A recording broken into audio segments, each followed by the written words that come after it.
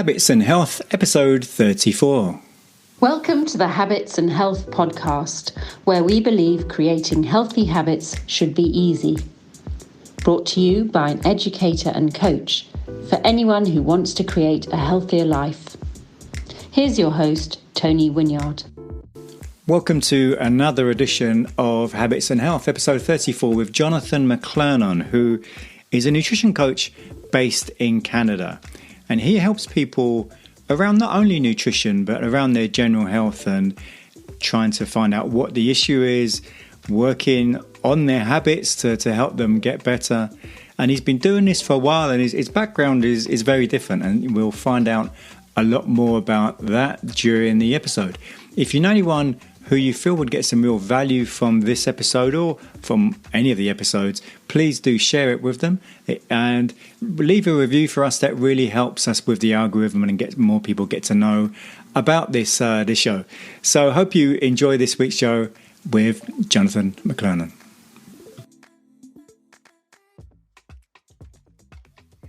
Habits and Health. My guest today is Jonathan McLernon. How are you doing, Jonathan? I'm doing awesome, Tony. How are you? I'm very good, thanks. And you're in Canada. I am. I'm in a city called Red Deer in the province of Alberta. You probably wouldn't have heard of it, but near us is like the Rocky Mountains and some of the top tourist destinations, Banff, Lake Louise, where you see these beautiful mountains and these teal-colored lakes and stuff. So that's kind of in our backyard. So it's actually a really beautiful spot. Cool. And are you a native from there? Originally, actually from Vancouver Island, so way out on the west coast. And I came out here about 8 years ago to actually be a power line technician, so building poles, utility poles and towers. Wow, and that's quite far from what you do now, isn't it? It's a bit of a departure. I would say I've had quite a varied background. I originally studied chemistry and marketing at University of Victoria. I left the research program that I was supposed to go into my PhD for because I thought at that time I was 21, and so maybe I was a little bit naive, but I was like, I didn't want to spend 4 more years doing the same thing for working for a pittance to get letters after my name that I thought nobody would really care that much about.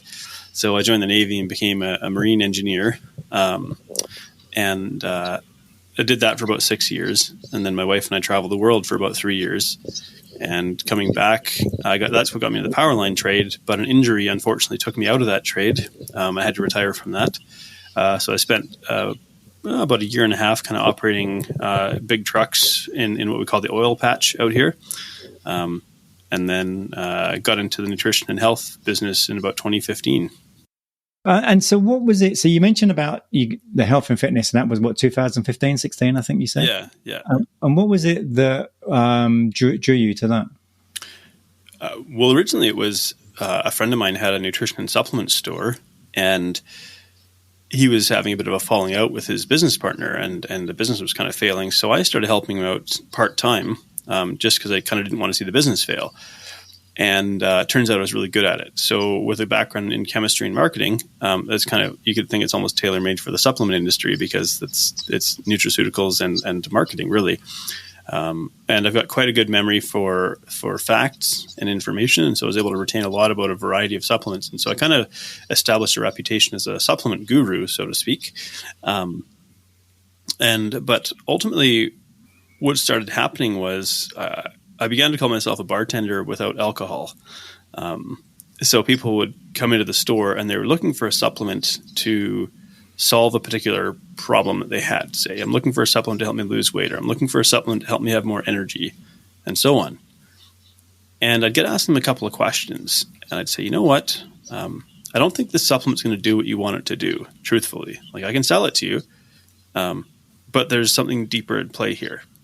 And so that kind of started me in the realm of, I guess, nutrition and lifestyle coaching inadvertently.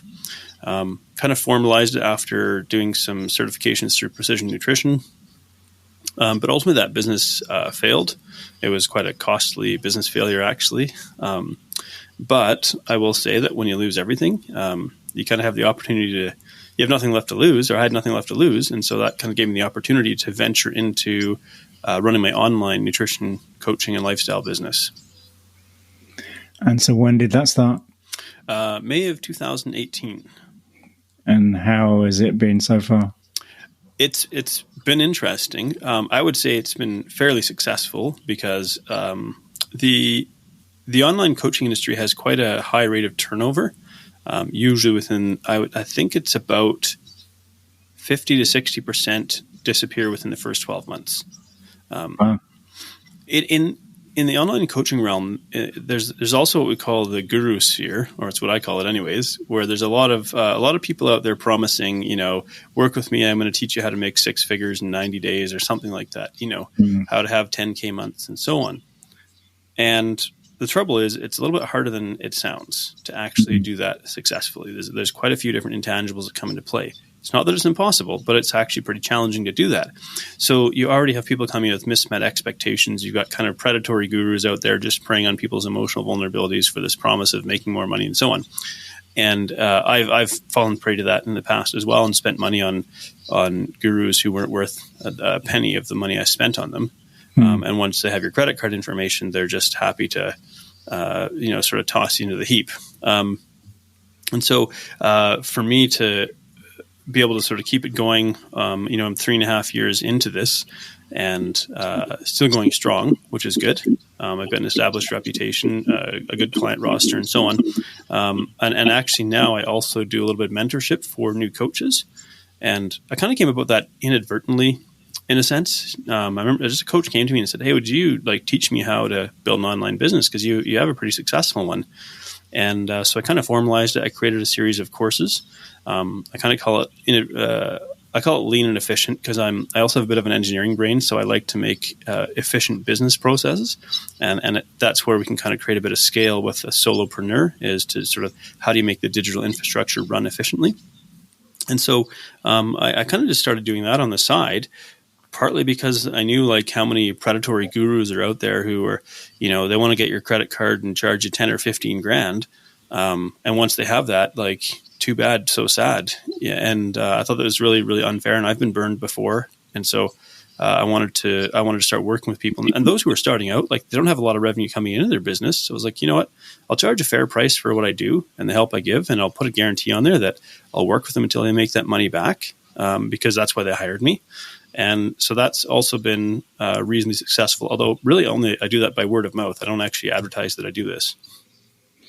And where did you, so if I heard you right, you said you started doing the online coaching a couple of years ago. Was that 18, Yes. 19, around that? So, Yeah. so it was pre-pandemic. So I'm guessing Yes, you were pretty well placed for when a pandemic happened. Yeah, I didn't realize, looking back, the bricks and mortar business would have failed anyways. And there's more to that story. It was a former friend who is a narcissist and a sociopath, a pathological liar. Everything was kind of a shell in that business. And as, unfortunately, I was already pretty deep in it when I started uncovering this stuff, because they're really, really good at covering this stuff up. And so, but I didn't realize, when that failed, that I was basically going to be building I don't want to say pandemic proof, because it definitely has affected business.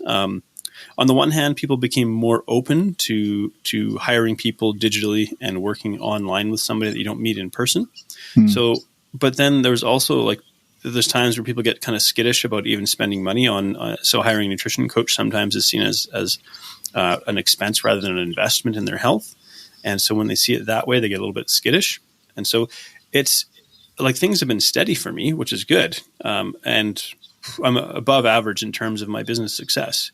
But it's there. I'll be truthful and say it hasn't always felt 100% secure, but maybe that's just part of being an entrepreneur, is nothing ever really feels 100% secure. What would you say if you think about the type of clients that are coming to you? What is the reason that, is there one issue, concern, problem that most people have when they come to you? Probably the first reason they reach out is weight loss. And that's very common in the nutrition and health industry. People are coming because they say they want to lose weight. I like to say that nutrition is my cover story. So people will come, they want to lose weight. Maybe they want a nutrition plan to help them lose weight and so on. But the truth is, a nutrition plan isn't actually the thing that's going to help them permanently or help them long term. What is to establish a new pattern of habits and behaviors and lifestyle. And so really this has evolved into what I call brain-driven weight loss. And that's kind of a term that I think I've coined. I haven't heard anybody else use it, just to acknowledge that the brain is really the driver of our behaviors. And so when we work with our brain the way that our brain works, as opposed to trying to kind of fight our body into submission, we're much more likely to be successful long term. And so I don't believe I'm the only one kind of working in this way with people, but I think it's relatively uncommon as of yet. What would you say has changed about when you first started working with clients to how you're working with clients now? How has that changed? Oh, very dramatically. In the beginning, I was giving people meal plans to follow. Right. And I was really a macros type coach, we would call it. So assigning macronutrient ratios. So for those who might not know, macros are referring to macronutrients, protein, carbohydrates, and fat. And then ratios meaning, this many grams of carbs every day, this many grams of protein every day, and this many grams of fat every day. That was really the start of it. In one sense, that approach can work. But I kept seeing a pattern, which is within 6 to 8 weeks, people would typically drop off. The reason being, they couldn't follow that meal plan perfectly, and they felt this somehow they were failing. Or the other part of it is actually when you hand somebody a meal plan and they haven't had a hand in shaping or creating it, they will then turn around and say, it didn't work for me. So they will not take ownership for their own failure to adhere. Now, that's not saying that they're a failure. That's not trying to put blame on them necessarily, but it's just understanding the human condition that in order for someone to succeed, they can't just follow my rules. That doesn't work. They actually need to have an ownership stake in the process of creating their own life transformation.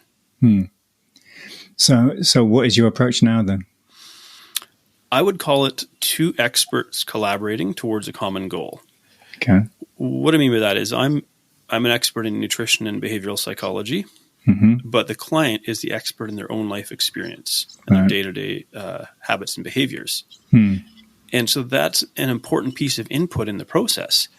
If I just blindly tell them what to do, I'm not taking into account their day-to-day struggles, their past history, things that may have happened in the past that are currently driving their behavior. And so we really need both. And as I alluded to earlier, the other part of it is to say, I need them to be involved in the process in terms. So in a nutshell, I could say it's about reverse engineering their own healthy lifestyle through building habits. Right. Now, what we'll do is we'll start with a principle and say, okay, because the fundamental principles of a healthy lifestyle are relatively simple. And I say simple because it's not easy, but they're relatively simple.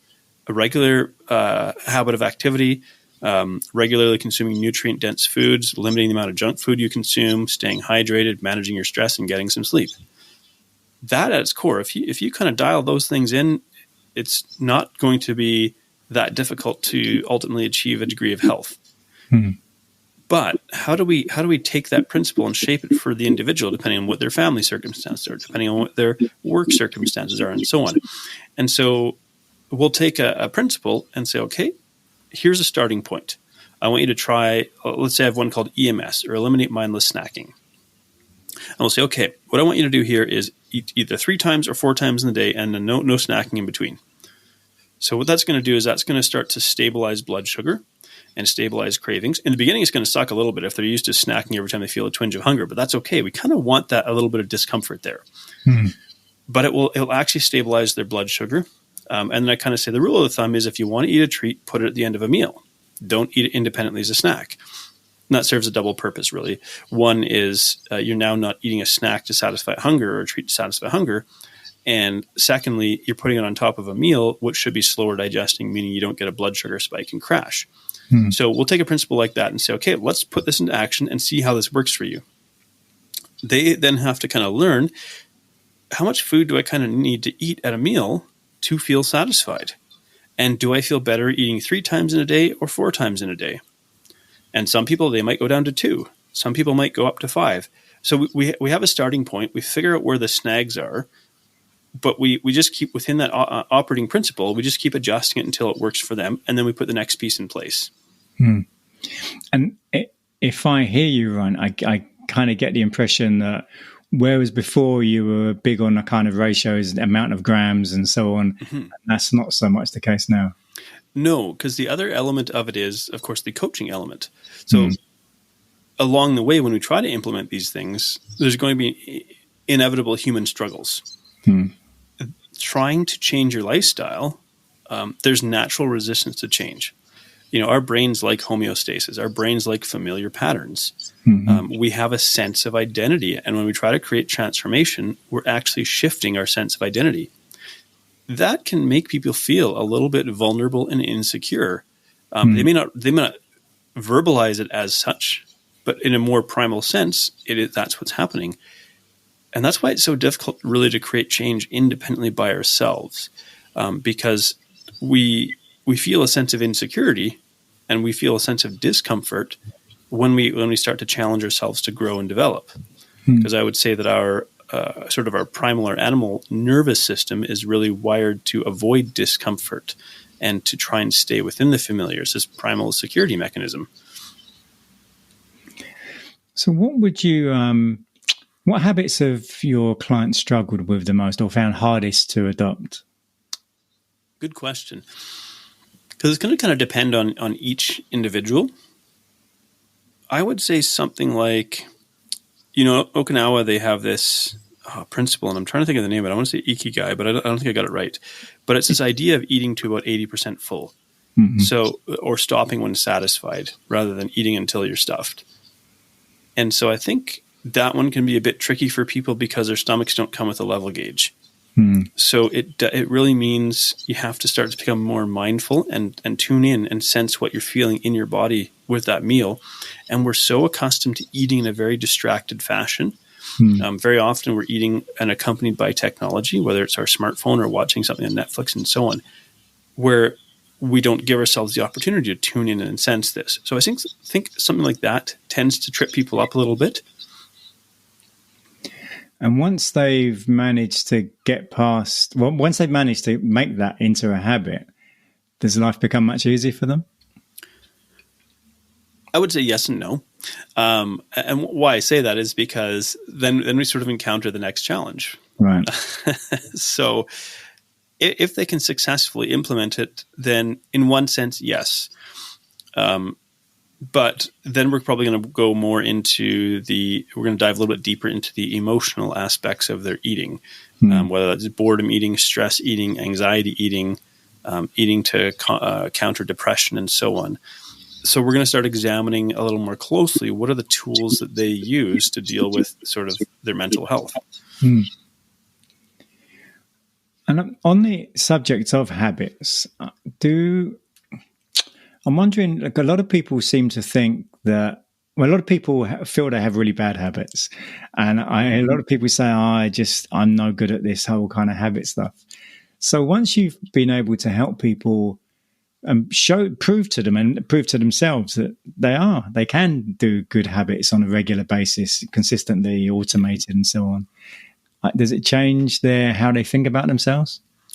Yeah. What's kind of neat about it is when you see it click, and it's going to happen at different times for different people. But and kind of to take one step back, what I explain to people is, if you've ever driven down I live kind of near farm country here. And if you can imagine driving down a country road that's not paved, maybe between a couple fields, and it's going to be well-worn, well-traveled, and there's going to be ruts in that road. And I say, okay, well, what we're going to try and do here when we try to establish a new habit is we're going to try and drive up on the ridges and flatten them out. Now, it's a little trickier to drive on the ridges because it's kind of narrow and there's slopes. And inevitably, you might hit a wet patch and slip back into those old ruts. So I want people to understand that it's not necessarily a failure when they fall back into old habits, because what if they had a habit for 30 or 40 years? So to understand, when we're trying to create a new habit, we have to, it takes conscious effort to implement it in the beginning. And maybe the number of repetitions it would take will kind of depend on the complexity of the habit. In other words, if it's something really simple like brush your teeth, that's not too complicated. But if it's something like prepare vegetables for every meal, well, there's a little bit more involved in that. There's a few surrounding pieces that need to come into play. What was it? What do you think people most misunderstand about a nutrition coach? I would say that a nutrition coach is going to solve all their problems for them. It's natural to want that to be the case. I want to hire you and I want you to solve my problems. But that's kind of an overwhelmed response. Just tell me what to do and I'll do it. What that ignores is that human beings have this sort of natural sense of autonomy and independence that they really value. And if I just start imposing rules on you, you're going to start to resent me pretty soon. And that's why I really want my clients to have an active hand in shaping their lifestyle. And so, we'll say, we'll build these blocks cumulatively in place. So we start with some simpler, more basic ones, and then we just kind of, and I would call them high leverage behaviors as well. So ones that, they don't necessarily require a huge amount of effort, but they actually yield a pretty high result. And then we start fine tuning as we get closer. So my program is called Lifestyle 180, and it's a 180-day program. And it's meant to, over the course of it, by the end of it, not that they're like, oh my gosh, I'm glad this is over so I can go back to my old life. But, I love the new life that I've created, the new lifestyle that I've created. And it feels like I can keep doing it because I've taken the time to implement these habits. We hope you're enjoying this episode of the Habits and Health podcast, where we believe creating healthy habits should be easy. If you're looking for the fastest and most effective way to transform your energy and well-being, we invite you to join Tony for an upcoming Habits and Health workshop. This 5-week group workshop will empower you with tools to disrupt unwanted habits and make positive changes easy. You'll enjoy sounder sleep, better energy, less stress, and a happier mood. Workshops begin on the first week of every month, and you can sign up now at tonywynyard.com. Now, back to the show. Have you had any real surprises? Someone that you weren't sure if you'd be able to get the results they were hoping for, or anything along those lines? Oh, absolutely. And I think I've had surprises both ways. There's people that have come in and they started off, guns blazing, really, really diligent. And I go, oh, wow, this is looking like really promising. And then all of a sudden they just start ghosting me. And I go, what's happening here? And I'll reach out and, life just kind of got busy and so on. And so I think one of the biggest challenges here is managing people's expectations.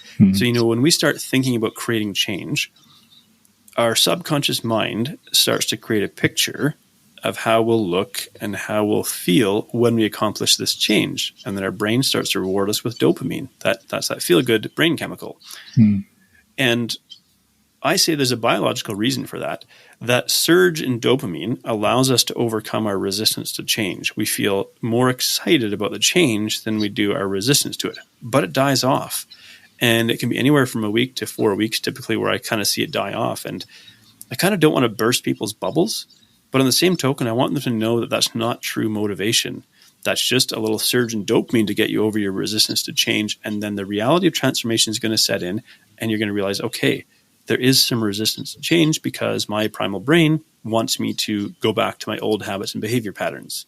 And you mentioned before, we've mostly been talking about nutrition, but you have sort of touched upon sort of sleep and a couple of other things. So is all your focus on nutrition, or do you look at other areas of health as well? I also look at, there's kind of 4 categories I would look at. One is nutrition, and that's probably the biggest lever, but it kind of needs to be connected to 3 other things. One is activity. I don't necessarily assign workout plans to people. I have an app that I've put in some workouts from everywhere from beginner to advanced that people can use and follow along should they choose. And I do want them to establish a habit of regular activity, but I'm not necessarily a sets and reps personal trainer. I did have a personal training certification. I haven't kept it current because my real passion is around the sort of behavior-based psychology. But I do incorporate activity I factor that into the things that we're trying to do.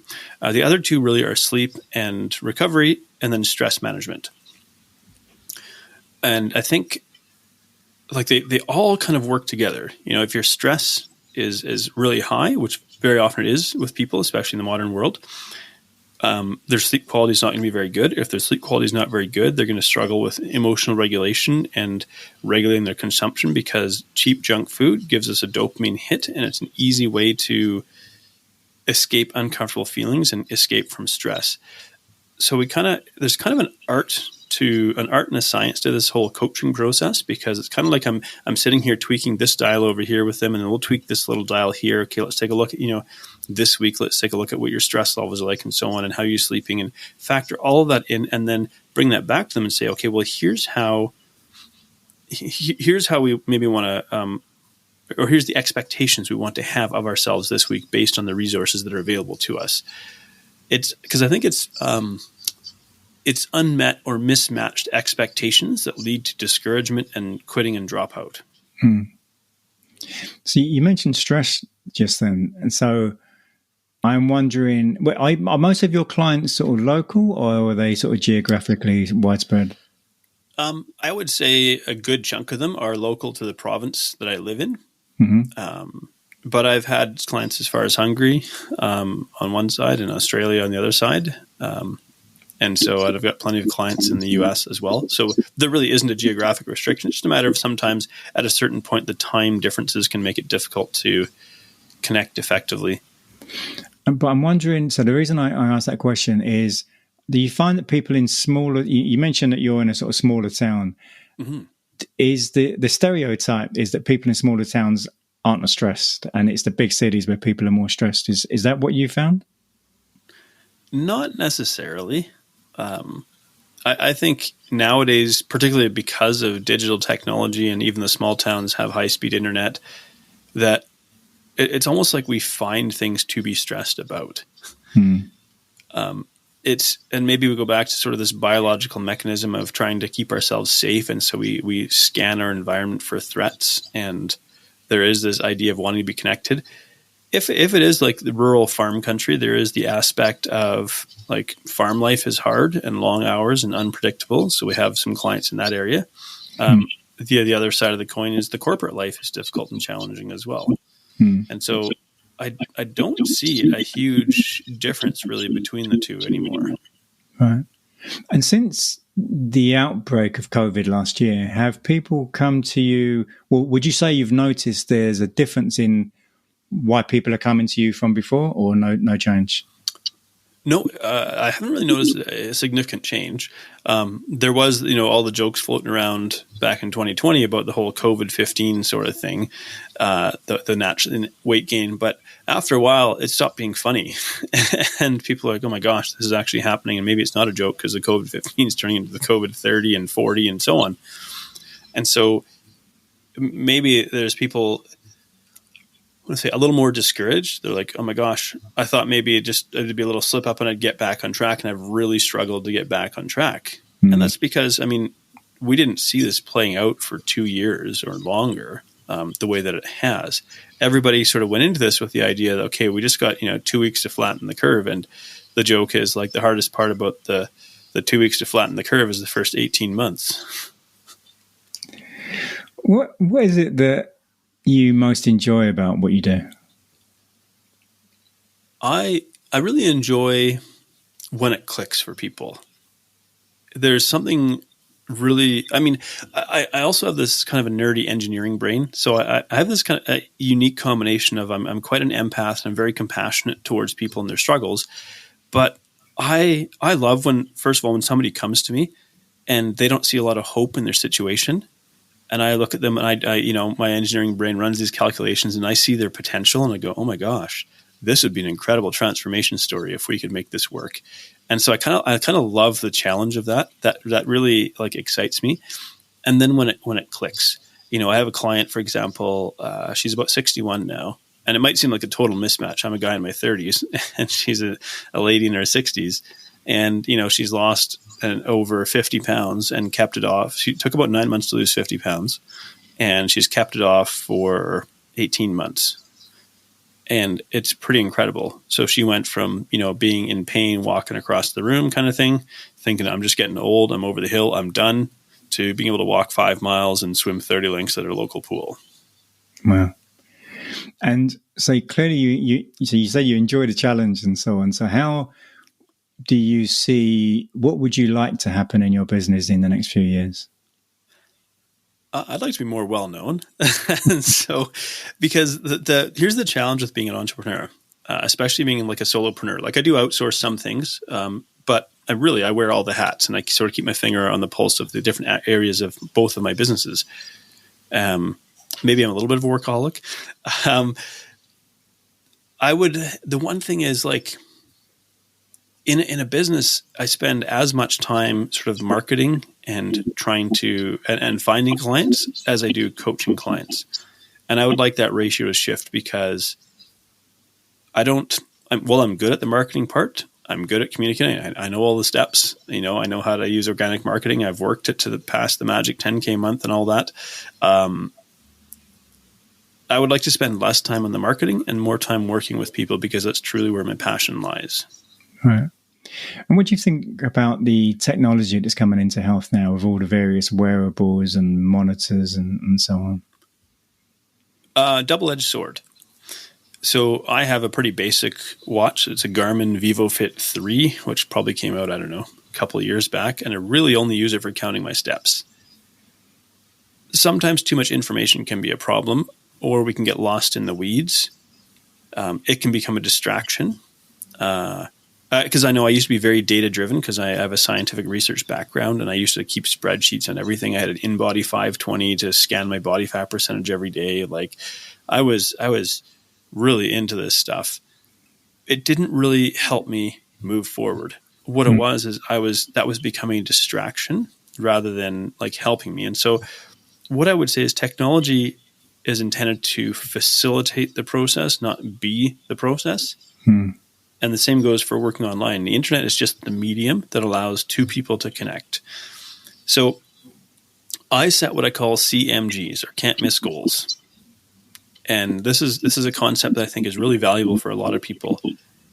So I'll use activity for an example here because I have my step counter. I set my movement goal to 5,000 steps. And people would look at that and go, well, why not 10,000? Or like that seems like pretty doable. I'm like, it is very doable. That's why I call it a can't miss goal. It's so doable, in fact, that basically I can't miss it. I did miss it once. I had a 166-day streak, and I missed it once because I got a bit of a cold. It wasn't the thing that should not be named, but it was a bit of a cold. And then, I'm back on the horse again kind of thing. So I've, 180-something days, 188 out of 189 days. Now, my average is actually more like 8,200 or 8,800 steps a day. But this idea of a can't miss goal, it's an old Jerry Seinfeld trick. He got himself a big old wall calendar, and he decided he was going to write a joke every day, good, bad, or ugly. He was going to write a joke, and he put a big red X on that calendar. And it became a thing of don't break the streak. And by having this can't miss goal of writing just one joke every day, he became a world famous comedian. And so it's like we can use this little hack. So instead of setting the goal to I'm going to work out for an hour a day, 5 days a week, like that's ambitious, and maybe that's a good thing to get to. But really, you need to start with something so simple you can't miss it, because what's going to dictate the success of the habit is the repeatability of it. And remember, it's not so much about the magnitude of the habit, but really about establishing the pattern of behavior. Because once the behavior pattern is established, you can now build on it. So my 5,000 step goal, that just always keeps me connected to the fact that I have to do something deliberate every day, because I work in an online business. I work on my laptop. I could sit all day long and just work on my laptop all day long and not move, really. So it reminds me I have to do something. This morning, for example, so now I get up, I go hop on my recumbent bike and I go for a ride. That already gets me. I'm already say if it's morning for me, so I'm 4,500 steps already. And after that, I go have my cold shower, which is another thing that I do. My wife thinks I'm a bit nuts, but and then I'll go and brush my teeth so I've actually stacked quite a few habits together that I kind of have in my morning routine. But having that CMG, that can't miss goal set, meant that once the streak was going, I wanted to do everything in my power to make sure that I didn't miss that streak. And it's really grown into something significantly more. And I've kept the goal the same. People think, well, should you bump it up? As like, no, I've kept it the same because I want to keep the streak going. Now, in my head, I have a couple of other goals. Like I have a monthly step goal. I want to make sure I exceed 200,000 steps every month. So the average has to be at least, I think, 6,500 to make that happen. And I want to actually exceed 50,000 steps every week. So that bumps it up a little bit higher. So I set a few other goals, but I don't make those the baseline, because there is the possibility, what if I get injured? I could miss that, So I just want to make it as repeatable as possible. And it really has meant that I have a rock solid established pattern of daily activity. Mm. And we're talking about technology. I'm wondering if any of when you have new clients that come to you, and do you ever get clients who really feel that sort of wearables are going to be the thing that's really going to help them, and then they find out that's not the case? Not so much. I have a few people that have Apple Watches, and very few of them really think, which I'm kind of glad to see, that those are going to be the answer. I mean, I know there's a lot of high performers who maybe they want I don't know how you say, Oura ring, or however you say that, Oura ring, whatever it is, or you get the watch that monitors HRV and stuff like that. You know what? If you're trying to be a professional athlete, fantastic, But for the average person, it doesn't change the actions you need to take to be healthy. If it motivates you to be more active, then it's probably a positive. If it becomes a distraction or a way of it becomes like an obsession, it can become problematic. And so it's just maybe being really aware of your relationship with technology. So you've talked a lot about habits and behavior and so on. So is there a habit you can think of that you've developed that has helped you the most, maybe been the biggest change in your life is there anything that comes to mind? My activity habit. So my CMG, right, that really cemented my activity habit. So setting that can't miss goal, that absolutely cemented my activity habit. And I'm like a relatively new dad. My son's just over 6 months old. And I set that just after he was born, because I'm an older dad. I'm going to be 40 and he's going to be 1. So I'm like, and it turns out this kid's like a mover. His legs never stop going. And so I kind of have a precursor of what's waiting for me. As soon as he figures out how to run, he's going to be running in every direction possible. And I have to be able to keep up with him. And so that's why I made that the baseline for everything else. And so it becomes the anchor habit. I do that. And then I've stacked other habits on top of it. And so really that one anchor habit meant that I could stack on top of it my cold shower, which is kind of my daily resilience test, I guess. If I can handle some discomfort. Because in order to grow and change, of course, I have to be uncomfortable. Then I stack on things like brush my teeth, drink a liter of water before 10 a.m., that kind of stuff. All of these little self-care habits really are built on the foundation of that one anchor habit. Is there a book that has really moved you in any way? Man, there's two that I want to talk about. One of them being Digital Minimalism. I'll give that one an honorable mention because Digital Minimalism really helped me to shape my relationship with technology, being an online entrepreneur. But I would say Atomic Habits. I've referenced habit stacking, and that's a trick from Atomic Habits. And I think that book is not just fundamental for me personally, but for how I work with people, and even through the nutrition certifications I've done, I can see that they've incorporated this into it as well. And so if anybody hasn't read it, I mean, it's a bestseller. It's sold millions of copies, but if you haven't read it, I really think you should, because it will dramatically shift how you see like the power of habits. How would, if people want to find out more about you, where would they go? freedomnutritioncoach.com would be my website. I also have my own podcast called Wellness Unplugged. I like to call that conversations between the before and after. So on social media, we often see the before and the after, but we don't know the actual story of the transformation. I kind of want to have more of those types of conversations. So get to the nitty-gritty of what it actually takes to change. If anybody is struggling with their relationship with food, I have a free resource called Crush Your Cravings. So you can go to freedomnutrition.rocks/crushyourcravings, and I'll send you a copy of that book. It'll show you kind of a 4-step method for beating your cravings, how to kind of sleep and actually improve your fat loss through sleep, and a few other little tricks and tips. And is there a question that I haven't asked you, which you've got an answer for? Something you feel maybe that the audience would benefit from knowing about you, or anything that comes to mind? Well, I would say if you're trying to create a transformation, I like to say that awareness is the first step to change. So if you can become aware of your present habits and behaviors and exactly where you're at, even if that's uncomfortable, that's where the change starts. The thing with habits is they're very much unconscious behaviors. They're automatic behaviors without conscious thought. Well, if you have a bad habit that you want to break free from, you kind of need to make yourself aware that you're doing this and catch yourself in the process. Now, it's going to take a number of times to it's not just going to break because you become aware of it, but that's the first step to really succeeding. And so habits are this beautiful double-edged sword, but it's underpinning that is this whole awareness is the first step to change. Well, and finally, Jonathan, it's not that dissimilar to what you just said. I was going to ask you, is there a quote that you particularly like to finish on? And I think your quote is quite related to what you just said. Yeah, it comes from James Clear's Atomic Habits, and that is like every action is a vote for the person we want to become. And why I think that's so powerful is because when we realize it looks like, it's just one time. I call them like the little no harms. Well, they start to add up. You repeat a behavior a couple times, these little no harms, and you've got a habit. And, maybe actually there's a second quote that comes to mind, and I think it comes from Warren Buffett. The chains of habit are too light to be felt until they're too heavy to break. Yeah, that's a good one. Well, Jonathan, it's been a pleasure speaking to you. So good luck with your business, and I hope to speak to you again sometime. Thank you so much, man. Take care. Cheers. Next week is episode 35 with Pete Williams, who is a functional medicine practitioner in London. He runs a company called Functional Medicine Associates. And the episode is mostly around the microbiome of the mouth, and that may not be something you're familiar with or maybe even never heard of before. And that's one of the main reasons I got him on, because it's an area of the body that many people just aren't aware is even an issue.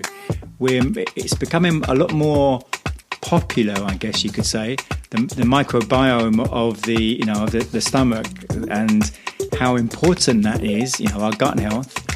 But it's just as important, the microbiome of the mouth. So next week, Pete Williams, we really dig deep into this, and it's a fascinating episode. One of the best episodes, I think, of the show. You're really going to enjoy next week's episode. So that's Pete Williams, episode 35, next week. Hope you enjoyed this week's show. If you know anyone who will get some real value from some of the nuggets that Jonathan shared, please do share the episode with them, and see you next week. Thanks for tuning in to the Habits and Health Podcast, where we believe creating healthy habits should be easy. If you enjoyed this episode, please subscribe and leave us a review on your favorite podcast app. Sign up for email updates and learn about coaching and workshop opportunities at tonywinyard.com. See you next time on the Habits and Health Podcast.